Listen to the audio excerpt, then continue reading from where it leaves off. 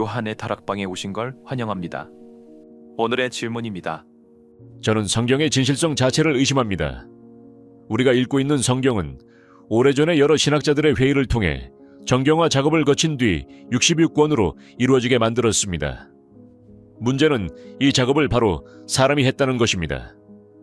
덕분에 같은 아브라함교인 가톨릭 또는 에티오피아 정교회 등 각기 다른 성경을 읽으며 자신들의 성경이 모두 옳다고 주장합니다. 성경이 정말로 진실된 신의 말씀이라면 신이 직접 성경을 구성했어야 합니다. 그런데 성경을 구성하는 것을 사람이 했으니 이걸 어떻게 진실된 책이라고 말할 수 있습니까? 신약 성경만 보더라도 에녹서의 내용들을 언급하고 있는 구절이 있지만 정작 구약 성경엔 에녹서를 포함하고 있지 않습니다. 에녹서를 넣게 되면 갑자기 온갖 오류가 발생하거든요. 예를 들어 에녹서에는 천사가 인간과 결혼하여 자녀를 낳는다는 내용이나 천사가 성적 욕망을 가진 존재로 묘사되는 부분이 있습니다. 이걸 구약으로 넣게 되면 신약성경 마태복음 22장 30절의 부활 때에는 장가도 시집도 가지 아니하고 하늘에 있는 천사들과 같다는 예수의 말씀과 모순되기 때문입니다. 결론적으로 예수의 신성을 정당화하기 위해 억지로 오류가 있을 법한 내용은 제외하고 끼워 맞추기를 했다는 말이 됩니다. 따라서 성경은 진실된 책이라고 볼 수 없습니다. 당연히 이런 의문이 생길 수 있습니다. 하나님의 말씀이라면 왜 하나님이 직접 완성된 책을 주지 않고 사람들을 거쳐서 정경화했을까? 라는 질문은 단순한 회의가 아니라 신앙의 뿌리를 건드리는 고민입니다. 마치 건축 설계자가 직접 벽돌을 쌓지 않고 설계도를 제공해 숙련된 건축가들이 건물을 세우는 것과 비슷합니다.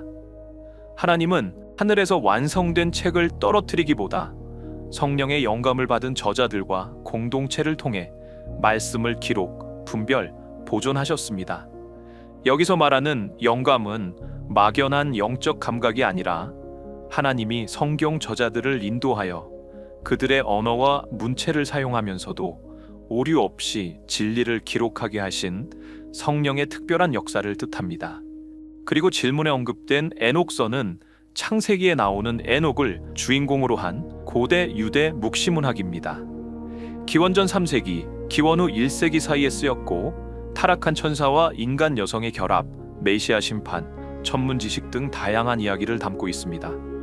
신약 유다서가 이를 인용하지만 인용이 곧 정경 채택을 의미하는 것은 아닙니다.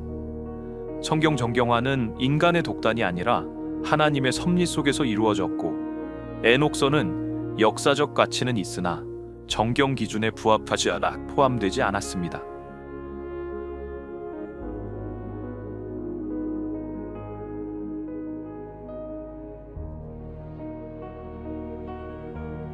정경이라는 단어는 그리스어 카논에서 유래했으며 원래 측량 막대기나 기준을 의미했습니다. 이 단어가 기독교에서 성경에 적용될 때 그것은 믿음과 삶의 기준이 되는 책이라는 의미를 갖게 됩니다.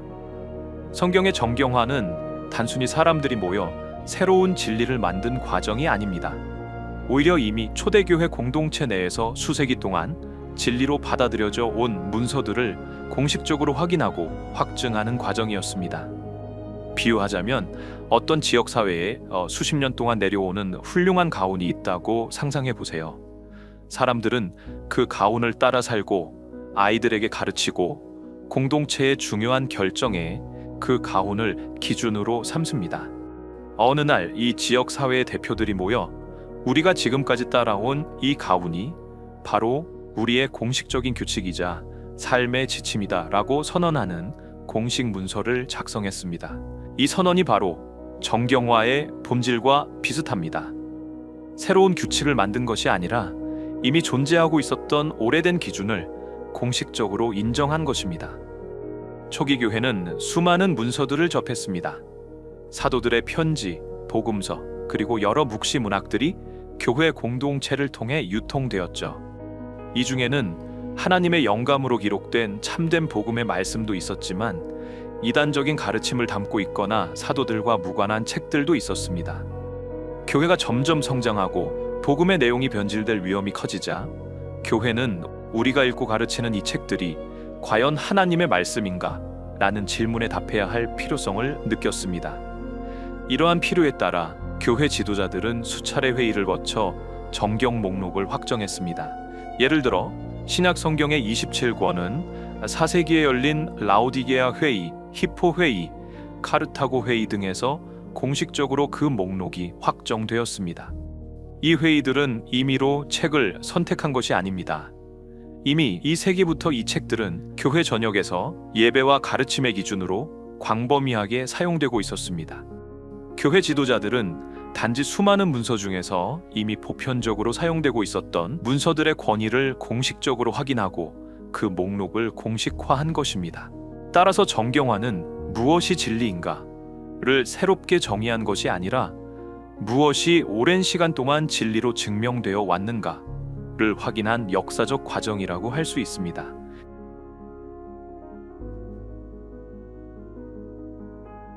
가톨릭, 개신교, 에티오피아 정교회 등 여러 기독교 전통에서 사용하는 성경의 목록이 다른 주된 이유는 어떤 고대 문헌을 하나님의 영감으로 기록된 정경으로 인정하느냐에 대한 견해 차이 때문입니다. 이러한 차이는 주로 구약 성경 부분에서 발생합니다.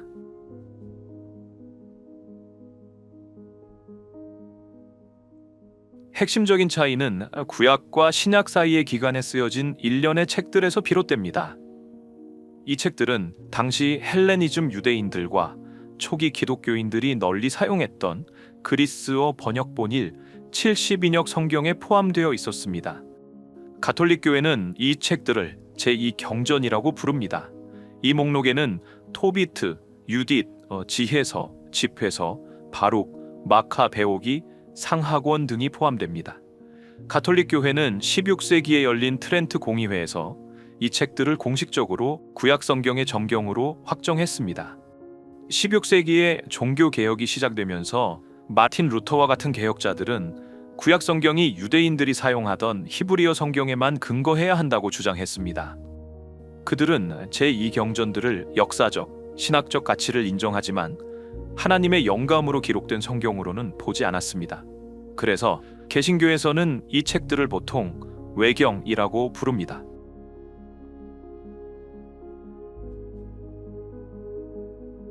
에티오피아 정교회는 다른 주요 기독교 교단들보다 더 많은 성경 목록을 가지고 있습니다. 그들의 구약 성경에는 가톨릭에서 인정하는 제2경전 외에도 에녹서와 희년서 같은 책들이 포함됩니다. 이처럼 독특한 목록은 에티오피아 교회의 오랜 역사와 전통을 반영하며 이들 공동체에서는 해당 책들이 깊이 존경받고 전승되어 왔습니다.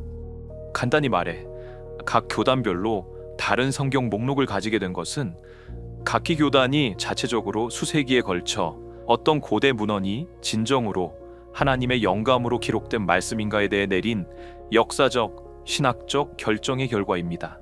그래서 교단별로 정경이 다른 것입니다. 우리 개신교는 66권의 성경을 진정으로 하나님의 영감으로 기록된 말씀이라 인정하며 그 외의 것은 하나님의 영감으로 작성된 것이 아니라고 결론 지었습니다.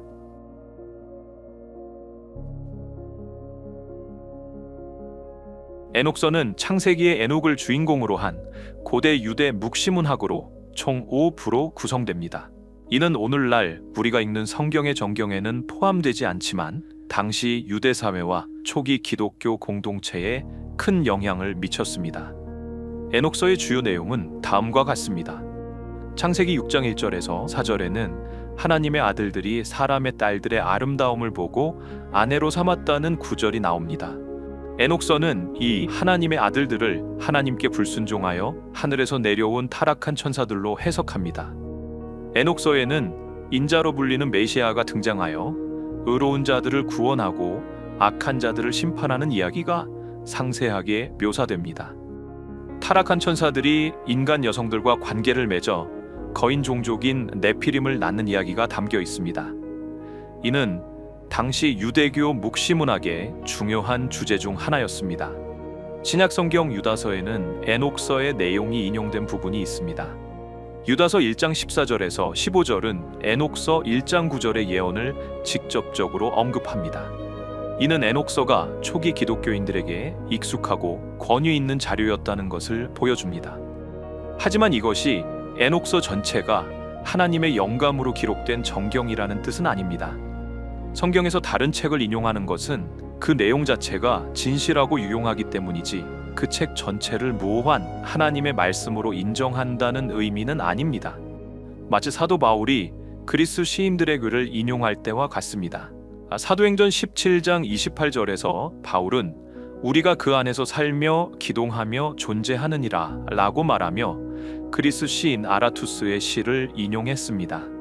또한 디도서 1장 12절에서는 그레데 시인의 말을 인용하며 그레데인들은 항상 거짓말쟁이며 악한 짐승이며 배만 위하는 게으름뱅이라 교고했습니다.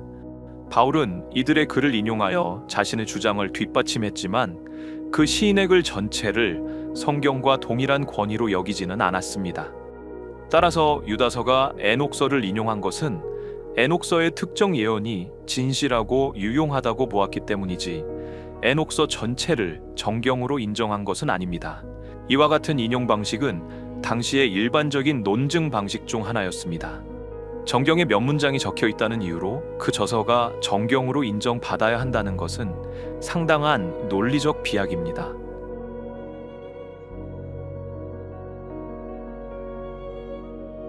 마태복음 22장 30절에서 예수님은 부활 후 인간의 상태를 말하신 것이지 타락한 영적 존재의 가능성을 전면 부정한 것이 아닙니다. 에녹서의 타락한 천사 개념은 창세기 6장의 하나님의 아들들 해석 중 하나이며 교회 역사 속에서 영적 존재의 타락은 천사의 본질과 인간과의 상호작용 문제로 논쟁되어 왔습니다. 따라서 모순이라 단정하기 전에 문맥과 범주를 구분해야 합니다. 이 부분에 대해서는 다음 장에서 조금 더 심화적으로 다루도록 하겠습니다.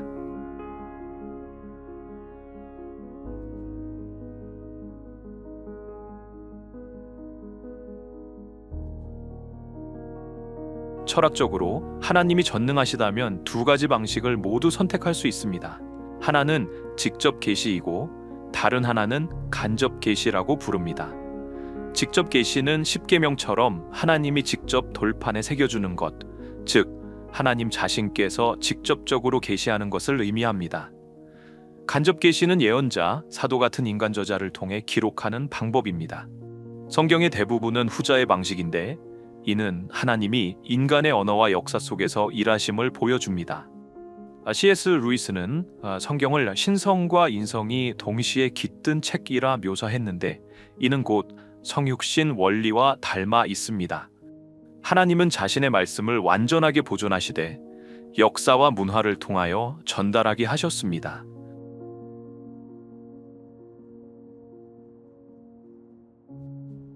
정경화 과정은 단순히 어떤 책을 성스러운 목록에 넣을지 말지 투표하는 행위가 아니었습니다.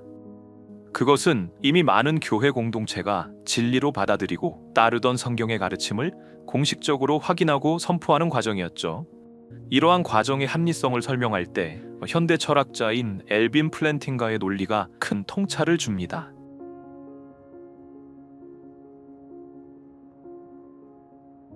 플랜팅가는 우리가 어떤 믿음을 가질 때 그 믿음이 정당한 자격을 갖는다고 말합니다.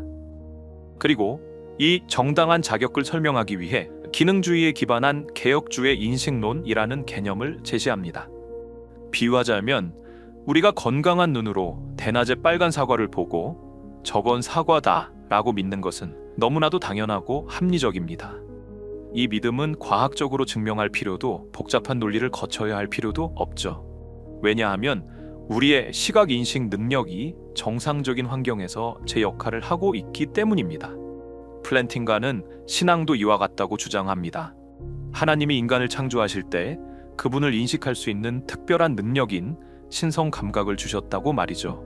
만약 이 능력이 올바르게 작동한다면 우리가 하나님을 믿는 것은 맹목적인 행위가 아니라 인간이 가진 본래의 인식 기능에 따른 자연스럽고 합리적인 믿음이라는 것입니다. 플랜팅가에 따르면 어떤 믿음이 정당한 자격을 가지려면 세 가지 조건이 필요합니다.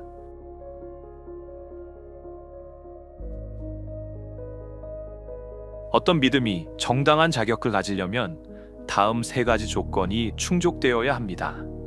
첫째, 적절한 인식 능력이 있어야 한다. 우리가 눈으로 사물을 보듯 하나님이 주신 신성 감각이 있어야 합니다. 둘째, 적절한 환경에서 작동해야 한다. 눈이 건강해도 칠흑 같은 어둠에서는 사과를 볼 수 없듯이 신앙의 인식 능력이 작동하는 데에도 계시의 환경이 필요합니다. 성경 말씀, 자연, 그리고 성령의 역사가 바로 이 환경에 해당합니다. 셋째, 진리를 향해 설계된 목적을 따라 기능해야 한다. 눈이 사물을 올바르게 인식하도록 설계된 것처럼 신성 감각도 하나님을 바르게 알도록 설계되어야 합니다. 이 세 가지 조건이 충족될 때 하나님을 믿는 것은 특별한 증거가 없더라도 지식으로서 정당한 자격을 갖게 됩니다.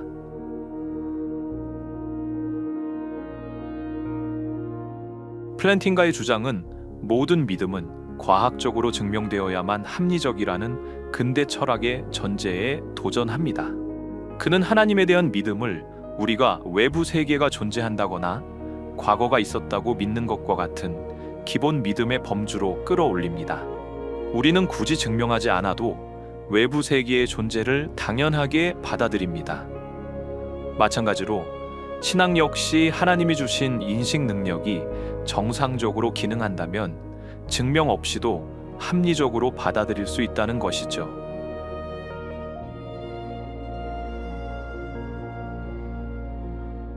플랜팅가의 개혁주의 인식론은 성경의 신뢰성을 더욱 견고하게 만듭니다. 정경을 결정하는 과정에 인간의 개입이 있었지만 이는 진리를 창조한 것이 아닙니다.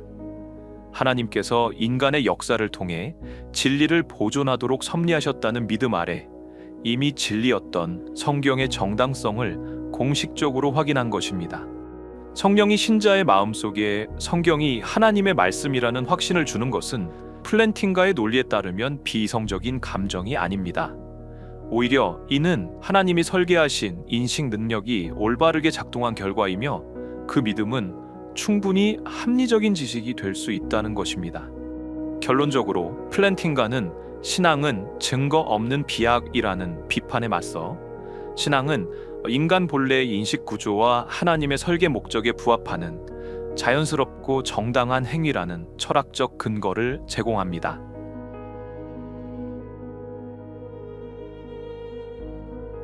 에녹서는 고대 유대 묵시문학으로서 역사적, 신학적으로 중요한 가치를 지니지만 다음의 몇 가지 이유로 인해 기독교 정경으로 채택되지 않았습니다. 첫째 이유는 저자 및 저작 시기가 불확실하다는 것입니다. 에녹서는 성경의 인물 에녹이 쓴 것으로 전해지지만 학자들의 연구에 따르면 실제로는 기원전 3세기에서 1세기 사이에 기록된 것으로 추정됩니다. 에녹이 살았던 시대와는 수천 년의 차이가 있어 이 책이 에녹 본인이 직접 쓴 것이라는 주장은 신뢰성이 부족하다고 판단되었습니다. 정경은 대체로 그 저자가 예언자나 사도와 같이 신적 권위를 가진 인물이라고 믿어졌기에 이 점이 정경 채택에 큰 장애물이 되었습니다. 정경으로 채택되지 못한 두 번째 이유는 에녹서의 보편적인 사용과 수용이 부족하다는 점입니다. 에녹서는 일부 초기 유대교 공동체나 기독교 그룹에서 읽히고 인용되기도 했습니다. 그러나 유대교와 초기 기독교 공동체 전반에 걸쳐 예배와 교리의 기준으로 보편적으로 사용되지는 않았습니다. 정경은 모든 교회가 공통적으로 사용하는 기준이 되어야 했는데 에녹서는 이러한 보편성의 기준을 충족시키지 못했습니다. 마지막으로 신학적, 교리적 해석의 논란이 있습니다. 에녹서의 내용 중 일부는 정경의 가르침과 충돌하거나 논란의 여지를 품고 있었습니다. 에녹서에는 천사들이 인간 여성과 결혼하여 네피림을 낳는 이야기가 등장합니다. 이는 천사들은 장가도 시집도 가지 않는다는 예수님의 말씀과 직접적으로 모순됩니다. 또한 에녹서는 선과 악을 극명하게 구분하는 이원론적 세계관을 강하게 드러내며 세상의 악이 타락한 천사들에게서 비롯되었다고 주장합니다. 이러한 관점은 당시 주류 유대교나 초기 기독교의 신학적 이해와 거리가 있었습니다. 이러한 이유로 보편성과 영감성의 기준에서 제외되었습니다. 이것은 예수의 신성을 지키기 위해 억지로 삭제한 것이 아니라 모든 교회가 공유할 수 있는 명확하고 일관된 정경 기준을 세우기 위한 과정의 결과였습니다. 이는 저자의 진정성, 보편적 수용, 그리고 정통 교리와의 일치성이라는 엄격한 원칙에 따라 이루어진 것입니다.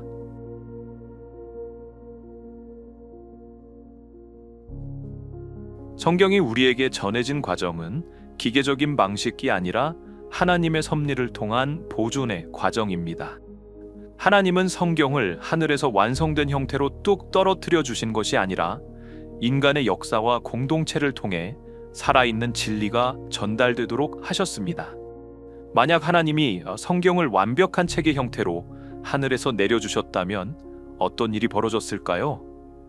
아마도 사람들은 그 책을 신성시하고 숭배하며 마치 신상처럼 우상화했을 것입니다. 그렇게 되면 말씀을 통해 하나님과 관계를 맺는 역동적인 신앙은 사라지고 단순히 책의 글자만을 숭배하는 정적인 신앙이 되었을 것입니다. 하나님은 그러한 방식을 택하지 않으셨습니다. 대신 하나님은 자신의 말씀을 기록하고 보존하는 과정을 인간의 손과 역사에 맡기셨습니다. 이는 그 과정이 불완전할 수 있다는 것을 의미하지만 동시에 그 불완전함을 뛰어넘어 진리를 보존하신 하나님의 섭리를 보여주는 증거이기도 합니다.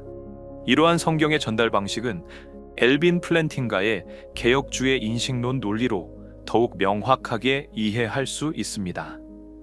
플랜팅가는 우리가 성경을 신뢰하는 것이 외부의 강압적인 증거 때문이 아니라 하나님이 우리에게 주신 인식 능력이 성령의 역사 안에서 정상적으로 작동한 결과라고 설명합니다. 쉽게 말해 우리가 누군가와 깊은 대화를 나눌 때 상대방이 진실을 말하고 있음을 느끼고 믿는 것처럼 하나님이 성경을 통해 우리에게 말씀하실 때 성령이 그 말씀이 진리임을 마음속에 확신시켜 주신다는 것입니다.